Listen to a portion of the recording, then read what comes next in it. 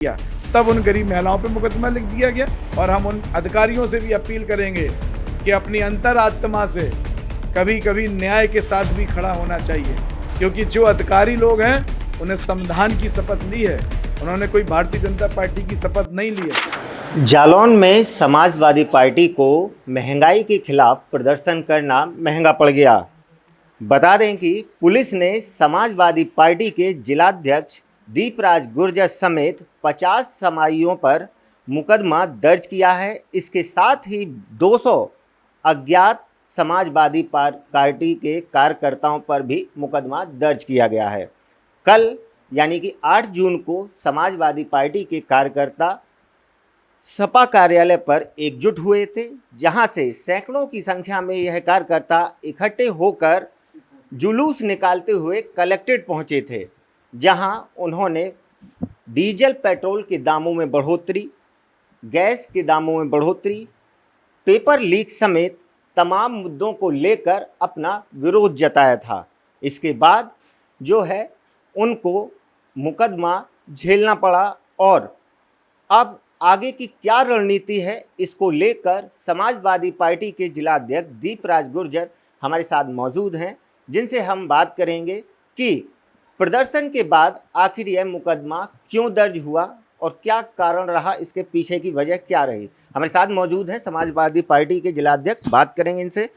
स्वागत है बुंदेली वार्ता में। कल एक प्रोटेस्ट किया था आपने, पार्टी के कार्यकर्ता सैकड़ों की संख्या में थे, इसके बाद अब पुलिस ने मुकदमा भी दर्ज कर लिया, क्या कहेंगे इसको लेकर? देखिए, जिस तरीके से इस लोकतंत्र में आम जनमानस की आवाज़ को दबाने का काम ये भारतीय जनता पार्टी के अधिकारी लोग करते आ रहे हैं, उसी का परिणाम है कि कल हम लोगों के खिलाफ एक मुकदमा दर्ज शाम को किया गया। चूँकि 6 तारीख को हम लोगों ने पहले ही प्रशासन को लिखित में ये सूचना दे दी थी कि हम लोग 8 तारीख को पेट्रोल के बढ़े दाम, गैस के बढ़े दाम, बेरोजगारी को लेकर, महंगाई को लेकर आपको ज्ञापन देने का काम करेंगे। और चूँकि जब देश के प्रधानमंत्री कह रहे हों कि बहुत डीजल का उपयोग नहीं करना है, और आपने देखा होगा कुछ समय पूर्व कि यहाँ के एक जनप्रतिनिधि भी एक दिन के लिए ई रिक्शा पे घूमने का काम किया था, तो समाजवादी पार्टी के लोगों ने, आम कार्यकर्ताओं ने भी सोचा कि हम लोग भी वाहनों को छोड़कर पैदल चलकर जाएं और अपनी समस्याओं को, अपनी मांगों को जिलाधिकारी महोदय के सामने रखने का काम करें। तो हम लोग पैदल निकल पड़े और शांतिपूर्वक पैदल निकलने में प्रशासन को क्या दिक्कत हुई, ये बात हमें भी समझ में नहीं आई। हम लोगों ने शांतिपूर्वक ज्ञापन देने का काम किया गया, लेकिन फिर भी विपक्ष की आवाज़ दबाने को लिए हम लोगों पर ऊपर मुकदमा लिखाने का काम किया गया। लेकिन कुछ समय पूर्व जब सामाजिक लोगों के द्वारा जिस सामाजिक आंदोलन को समाजवादी पार्टी का भी समर्थन था, जो मेडिकल कॉलेज की घटना हुई थी उस पर, तब भी सड़क पर आप देखिए जाम लगा था, प्रदर्शन हुआ, टेंट लगा, लेकिन इस पर कोई मुकदमा नहीं लिखा जाता है। क्यों? क्योंकि इसमें कुछ भारतीय जनता पार्टी के नेता भी शामिल थे, तो कैसे मुकदमा लिख जाता, इसलिए प्रशासन उन पर मुकदमा नहीं लिखता है। इसी तरह की घटना होती है, हमारे अधिवक्ता साथियों ने भी मुकदमा किया, जिसमें भी समाजवादी पार्टी उनके साथ थी, लेकिन मुकदमा नहीं लिखा जाता है। ये देखिए, ये भारतीय जनता पार्टी के नेता पुतला जलाने का काम करते हैं, लेकिन मुकदमा नहीं लिखा जाता है। लेकिन इसके विपरीत जैसे ही एक आम जनमानस कोई भी मांगों को लेके काम, आंदोलन करता है, अपनी मांग रखता है, तो तत्काल उस पर मुकदमा लिखने का काम ये भारतीय जनता पार्टी सरकार करती है। कुछ समय पूर्व जब माधोगढ़ में गरीब महिलाओं ने जिस तरीके से स्मार्ट मीटर के विरोध में प्रदर्शन किया, तब उन गरीब महिलाओं पर मुकदमा लिख दिया गया। अभी कुछ दिन पूर्व कांग्रेसियों ने एक ज्ञापन देने का काम किया, तब उन पर मुकदमा लिख दिया गया। आज समाजवादी पार्टी ने कार्यक्रम किया तो उन पर मुकदमा लिख दिया गया। हम केवल आम जनमानस से ये अपील करते हैं कि आज वक्त सोचने की है कि किस तरीके से ये भारतीय जनता पार्टी के लोग और ये अधिकारी लोग आपकी आवाज़ उठाने से विपक्ष को डराने और धमकाने का काम कर रहे हैं।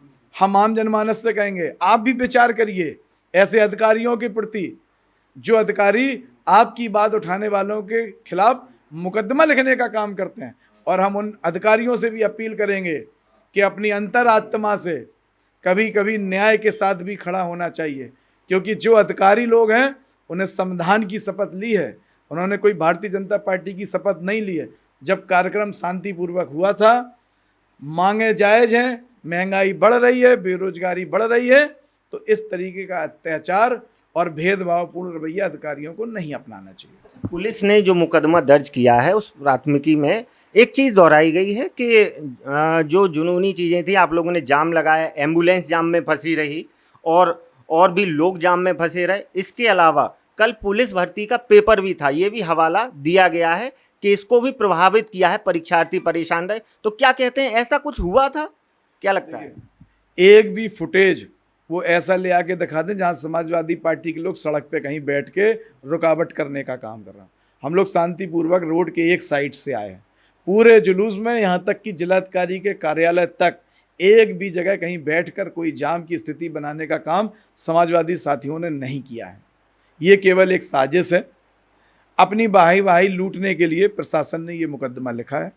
प्रशासन तो ये भी कह रहा है 163 बीएनएस की धारा है जो 163 जिले में लागू है, इस दौरान 28 जून तक ये लागू रहेगी। इस दौरान ये प्रदर्शन किया, क्या आपने परमिशन पूर्व में नहीं ली थी?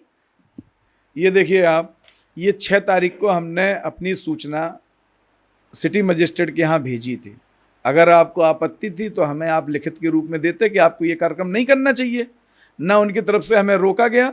दूसरी चीज़ कि ये केवल धाराएं समाजवादी पार्टी के आंदोलन और कार्यक्रमों के लिए या विपक्ष के लोगों के लिए ही है। जब भारतीय जनता पार्टी के लोग ये कार्यक्रम आंदोलन करते हैं तब ये धारा कहाँ जाती है, तब ये अधिकारियों की न्याय कहाँ जाता है? ये एक चिंता का विषय है इस लोकतंत्र में। इस लोकतंत्र में ये लोग संविधान को नहीं मानते हैं, इसीलिए ये लोग विपक्षी आवाज़ को दबाने का काम करना चाह रहे हैं। जैसा कि जिलाध्यक्ष दीपराज गुर्जर ने साफ किया है कि सरकार के जो नुमाइंदे हैं वो अगर धरना प्रदर्शन करते हैं, वो अगर कोई प्रोटेस्ट करते हैं तो उनके खिलाफ कोई भी कार्रवाई नहीं की जाती है। लेकिन जब विपक्ष के लोग सड़कों पर उतरते हैं, आम जन की आवाज़ उठाते हैं, तो इस पर उन पर प्राथमिकी यानी मुकदमा दर्ज कर दिया जाता है। 50 नामजद और 200 अज्ञात समाजवादी पदाधिकारी और कार्यकर्ताओं पर मुकदमा दर्ज हुआ है। अब इसमें देखने वाली बात होगी कि समाजवादी पार्टी का आगामी स्टंट क्या होता है। जालौन से बुंदेली वार्ता के लिए नितिन कुमार।